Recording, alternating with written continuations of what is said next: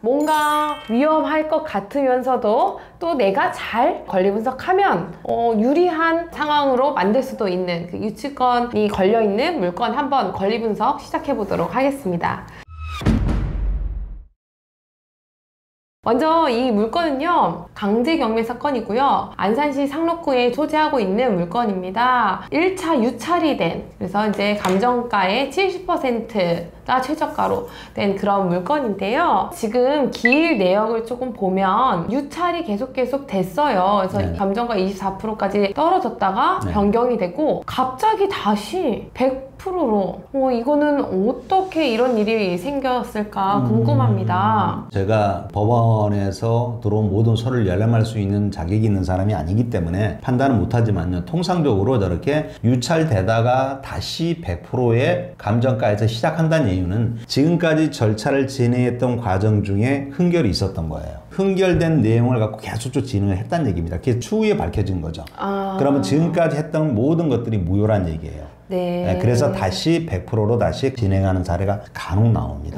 자, 그렇다면 제가 만약 이거에 입찰에 들어간다 그러면 이 유치권이 성립이 될까 안 될까를 어떻게 그러면은 알아봐야 할까요? 유치권이 그러면 성립되냐 안 되냐는 유치권의 성립 요건 민법 320조를 갖다 해석할 수 있어야 됩니다. 네. 어렵죠. 네. 그래서 간단히 얘기하면요, 타인의 부동산이어야 되는 거고요. 네. 그 다음 변적이 반드시 도래에 있어야 되는 거고, 네. 그 다음 피담보 채권, 공사대금 채권 있죠? 이 공사대금 채권하고 현재 자기가 유치권자로서 점유하고 있는 목적물과의 관련성이 반드시 있어야 됩니다. 그러니까 그 목적물에 대해서 발생한 비용이어야 되지, 다른 부동산에 대해 발생한 공사대금 채권 갖고 이 부동산을 갖다가 점유할 수는 없다는 얘기죠. 그래서 결론관계라 그런 걸 얘기하는 거고요. 네. 그 다음 또 하나가 적법한 점유를 해야 된다는 얘기입니다. 유치권자가 그 목적물을 실질적으로 점유하고 있어야 된다는 얘기입니다. 네. 그리고 마지막 한 가지가 난 유치권 행사 안 할 거야 하는 유치권 포기, 각서, 배제 특약이 없어야 됩니다.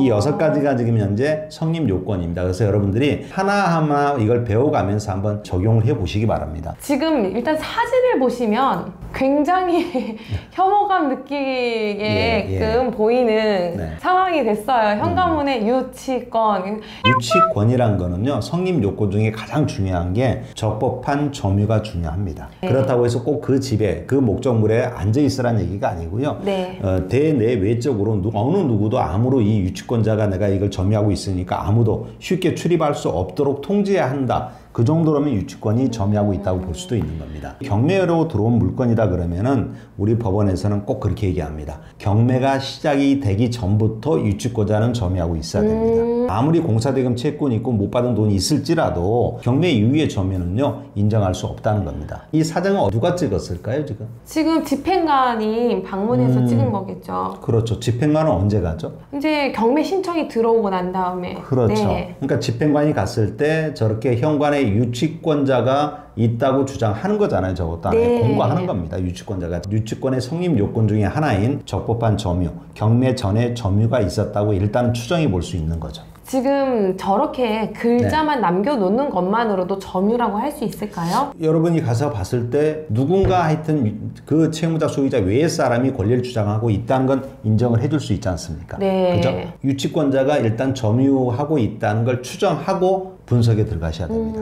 그럼 문건 접수 내역 한번 봐볼까요? 네. 거기에 지금 유치권자 누가 있다고 한 적이 있습니까? 아니요. 유치권자 현재는 신고가 없네요. 안 들어. 현재 유치권이 있다고 자기는 권리 신고한 내역이 없습니다. 네. 한 가지 물어볼까요? 유치권자가 존재하고 있습니다. 그런 그 유치권자는 법원에다가 나는 유치권자라고 권리 신고 해야 될까요? 안 해도 될까요? 일단 권리 신고를 해야 되겠죠. 권리 신고를 함으로써 유치권이 성립이 되고 권리 신고 안 하니까 유치권이 성립 안 된다, 이런 경우는 없다는 얘기예요. 그런 6가지의 성립이 되냐를 따지는 거지, 비록 그게 경매에 들어갔다 하더라도 법원에다 반드시 유치권이 있다는 신고를 해야만 유치권이 성립되는 건 아니란 얘기입니다. 네. 그러면 그 유치권자를 어떻게 찾아야 될까요? 일단 현재 이 물건을 누가 점유하고 있었는지를 먼저 한번 봐볼까요? 임차권 등기돼 있잖아요. 네. 그죠? 지금 주택 임차권 등기가 돼 있는 상태예요. 실질적으로 계약이 만료된 상태에서 집주인이라든가 상가 주인이 보증금을 갖다 임차인에다 돌려줘야 될 거 아니에요. 네. 집주인한테 돈을 지금 받지 못한 상태에서 나는 지금 다른 지역으로 전입을 해야 된다든가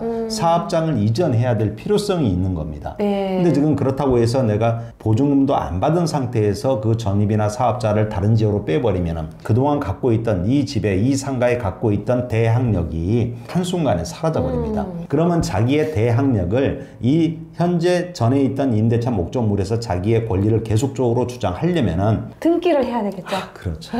그 임차권 설정, 임차권 등기를 했다는 얘기입니다. 실질적 임차권 등기가 2016년 11월 4일 날 했을지라도 주택 임차권 등기 명령에 따라 등기된 임차인들은 원래의 자기의 전입 일자 있죠. 2013년 7월 5일 날 전입을 했다는 얘기입니다. 그리고 확정 일자도 2013년 6월 18일 날. 그럼 어떻게 됩니까? 근저당보다 더 선순위죠. 네. 선순위죠. 등기부에 나와 있는 접수 일자 가지고 권리 순위를 따지면 크나큰 잘못된 권리 분석을 하는 거예요. 원래 임차인이 갖고 있는 대항력을 먼저 갖고 판단하셔야 됩니다. 그럼 결국은 낙찰자한테 대항을 주장할 수 있는 선순위 임차인이 되는 거죠. 그럼 결국은 딱 이렇게 이 물건인 경우 여러분들 권리 분석이 들어간다 그러면 이렇게 보셔야 됩니다. 선순위 임차인이 존재한다. 근데 그 7천만 원이란 전세 보증금이 있는데 이 중에 일부를 배당을 못 받는다면은 나머지 못 받는 금액에 대해서는 낙찰자 매수인이 내가 추가로 부담해야 된다. 네. 이 원칙 하나. 또 하나가 유치권이 주장하는 사람이 있다 그랬죠. 네. 그런 그 유치권자가 만일 임차인일 수도 있어요. 임차인일 가능성이 훨씬 더 많을 겁니다. 임차인 같은 경우는 그 목적물을 사용 수익하면서 들어간 필요비나 유입비라는 비용이 발생될 수도 있는 거거든요. 네. 그래서 그런 비용 상환 청구권을 받지 못했을 때 그걸 가지고 유치권을 주장할 수 있습니다. 이게 피담보 채권이 될 수가 있다는 얘기죠. 요 임차인이 유치권을 주장한다 하더라도 사실상 임차인들의 유치권은 상당히 성립하기가 어려운 게 또 하나 있어요. 임차인들이 나갈 때 계약서에 그런 걸 많이 있잖아요. 원상 회복.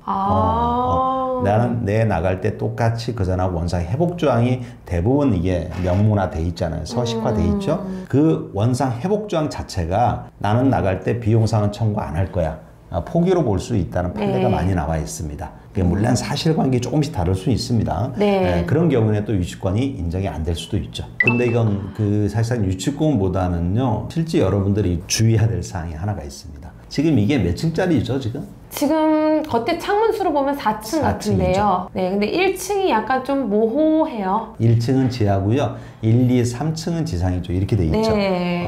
이거는 애초에 처음부터 다세대 주택을 만든 게 아니에요. 2000년 초반까지만 하더라도 그 다세대 빌라를 지을 때 지하를 지었어요. 그 대신 그 위에 건물이 지상층을 4개층으로 짓습니다. 다세대의 건축법상 다세대의 정의는 뭐냐면은 주택으로 쓰는 층수가 4층입니다. 네. 지하는 주택수요 포함을 안 시켰습니다. 법상.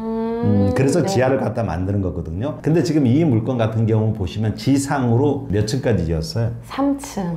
애초에 내가 다세대를 지어서 분양했다 그러면 3층 지었고 분양할 사람이 있겠습니까? 그쵸, 아니죠. 4층까지 짓겠죠. 네. 그래서 결국 이건 뭐냐면 처음에는 건축물 용도가 다가구 주택입니다. 다가구. 그러면 다가구였는데 나중에 이제 등기를 다 분리해가지고. 그렇죠. 네, 다가구 세대로. 주택이란 얘기는요, 101호, 102호 다 있겠죠, 여기도 똑같이. 네. 이랬을지라도 그 호수 하나하나마다 등기가 안 돼 있는 거죠. 네. 이런 다가구 주택을 갖다가 네. 그 소유자의 의사에 따라서 하나하나 등기를 따로 뺀 거예요. 근데 만일 이게 1991년도의 건축물인데 내가 2002년도에 저 다가구 주택을 다세대로 용도 전환하고 싶다는 겁니다. 결국은 1991년도 건물일지라도 2002년도에 보존 등기가 나오는 거예요. 건축물 제한도 2002년도에 나옵니다. 그럼 이런 과정을 모르는 사람들은 저 건물은 2002년도에 건물 지었기 때문에 괜찮다고 판단할 거 아니에요. 그리고 입찰 들어가면 됩니까? 안 됩니까? 안 되죠. 크나큰 실수죠. 네. 다가구를 다세대로 용도 전환하는 건물들은 가치가 많이 떨어집니다. 나이를 속이게 되는 거네요. 그래서 그런 네. 건물이다 그러면 여러분들은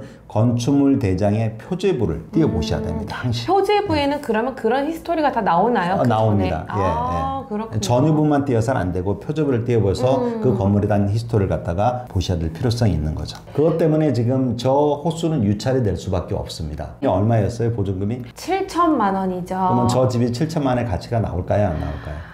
아니죠. 저는 안 할래요. 경매가 무섭고 어렵다 이게 아니에요. 정확히 알지 못하니까 자꾸 실수를 하는 겁니다. 하지만 이 경매라는 건요, 다른 어떤 권리관계보다 상당히 깔끔해요.